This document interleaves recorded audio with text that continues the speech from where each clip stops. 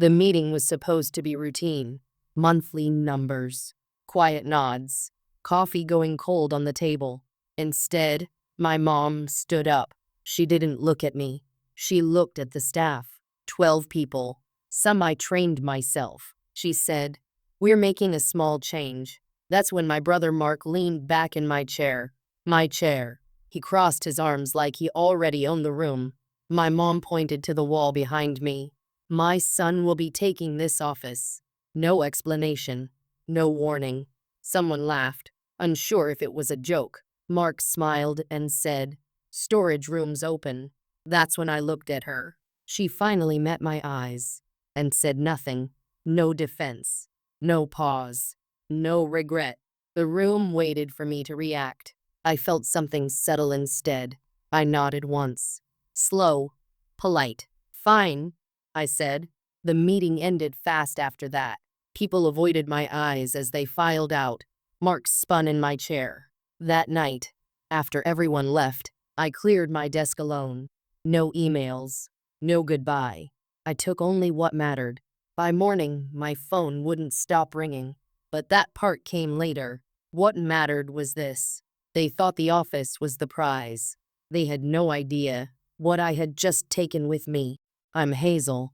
Most people in that building knew that. They just didn't say it out loud during the meeting. After the room emptied, a few staff members lingered. They pretended to shuffle papers. No one wanted to be first to speak. One woman finally whispered, "I'm sorry, Hazel." I nodded.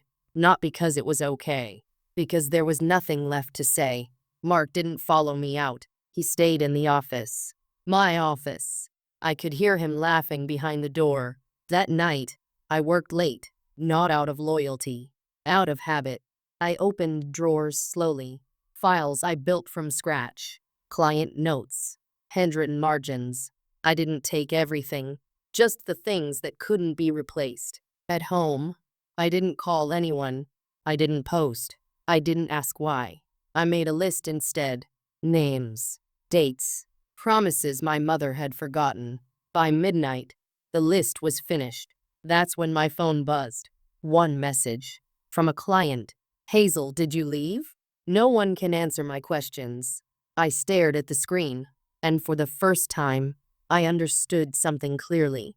They hadn't just taken my office. They had assumed I'd keep holding everything together anyway.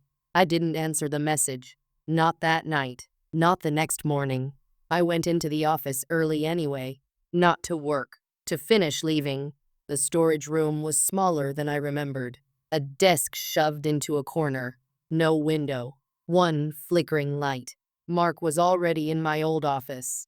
Door closed. Nameplate changed. Mine was gone. I sat down in the storage room and opened my laptop. Emails were stacked high. Clients asking for updates. Deadlines no one else understood.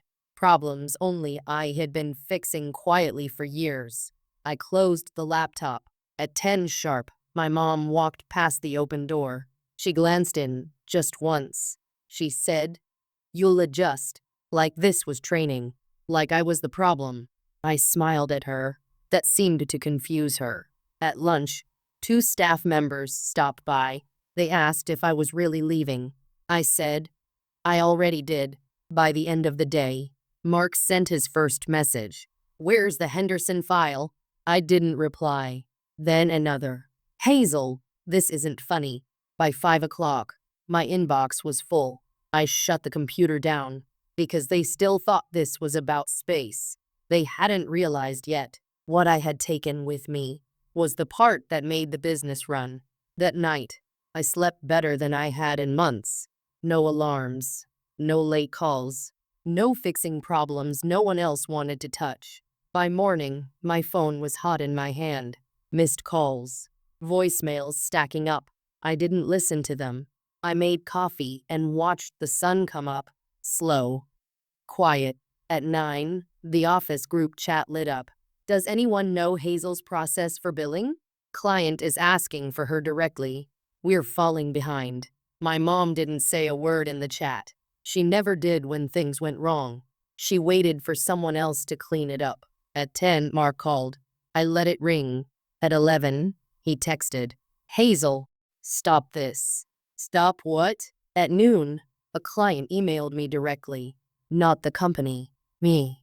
They wrote, if you're no longer there, please let us know where to follow you. I read it twice. Then I closed my laptop. Because this wasn't chaos. This was exposure. And the longer I stayed quiet, the clearer something became. They didn't just move me out of an office. They had pushed the wrong person out of the building. By the third day, the tone changed. No more commands. No more threats. Just panic. Mark left 5 voicemails, each one shorter than the last. My mom finally called. Her voice was calm. Too calm. She said, this is getting messy. Not unfair. Not hurtful. Messy. She asked me to come in and talk it through, like the meeting never happened. I said I'd think about it. I didn't. Instead, I checked my notes. The list I made that first night. Clients who followed me, not the company. Agreements only I understood. Processes I built and never wrote down. I didn't steal anything. I simply stopped providing what I'd been giving for free. That afternoon, another email came in. Hazel, we're pausing until you're back. That word, pausing, felt heavier than quitting. By evening, the group chat was silent. No solutions. No plan. Just waiting. That's when I realized something important. They weren't angry anymore. They were afraid. And fear changes people faster than respect ever did. I went back to the building once. Not to work. To collect the last box I'd left behind. The front desk looked nervous when they saw me, like they weren't sure which version of me to expect. I kept my voice calm. I'm just here for my things. Mark wasn't in his office. The door was open. My old chair sat empty. No one was leaning back in it now. My mom came out of her office when she heard my name. She smiled like this was a relief. There you are, she said. We've had a rough week. She asked if I could help stabilize things, just for a little while, until Mark settled in. I looked past her at the staff, people pretending not to listen. I said, I already stabilized it. She frowned, like she didn't understand. I picked up my box and turned to leave. That's when she said it. You're being dramatic, Hazel.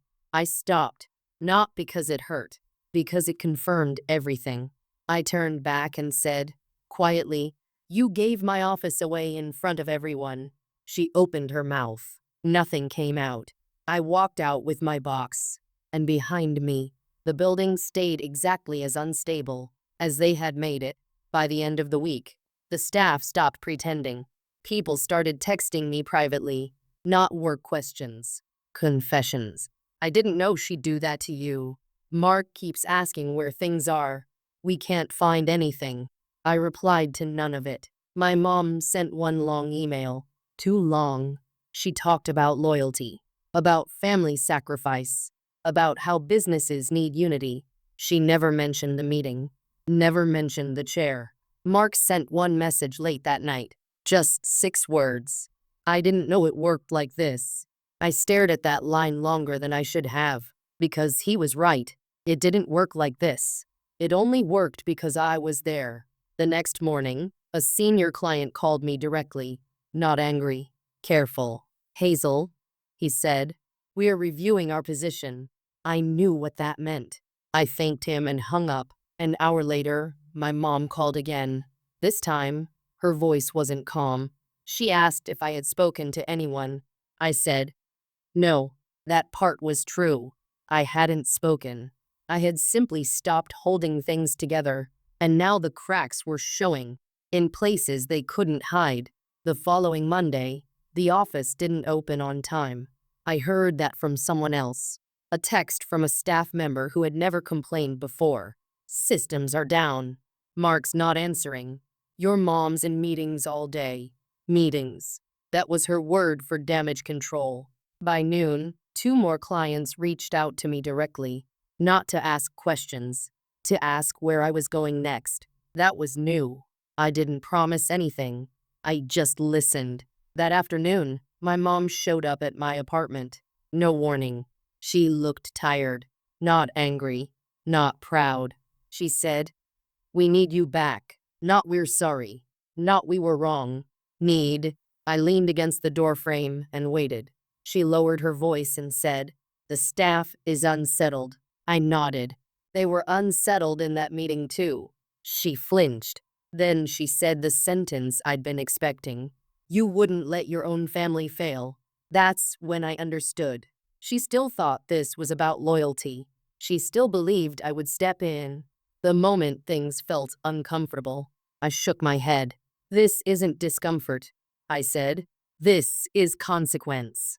Her face went still, and for the first time, she realized I wasn't coming back. The next day, the calls came nonstop.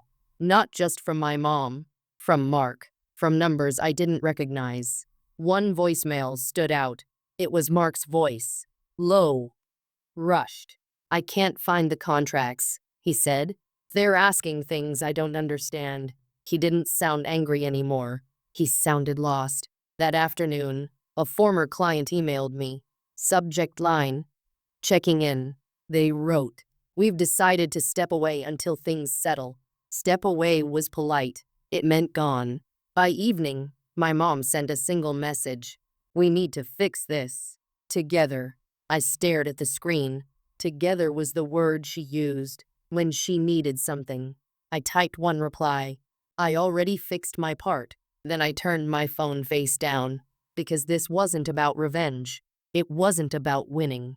They took my office in public, but what they lost quietly was the one person who knew how everything actually worked. And by the time they understood that, there was nothing left to hand back. A month later, the office looked different, not rearranged, empty. I drove past once, out of habit. The lights were on, but fewer cars sat outside. The name on the door was still there. It just didn't mean what it used to. I heard Mark had moved out of the office, back to a shared space. No announcement, no meeting. My mom stopped calling. People stopped asking me to come back. They started asking where I was headed. I took my time answering, because I wasn't rushing anymore. One afternoon, I hung a small sign on my own wall. Not an office title, just my name, Hazel. No one could take that down. Sometimes I think about that meeting, about the chair, about the silence. My mom thought power was something you handed to someone else. She was wrong. Power is what leaves with you when you finally stop giving it away. And this time, I didn't leave it behind.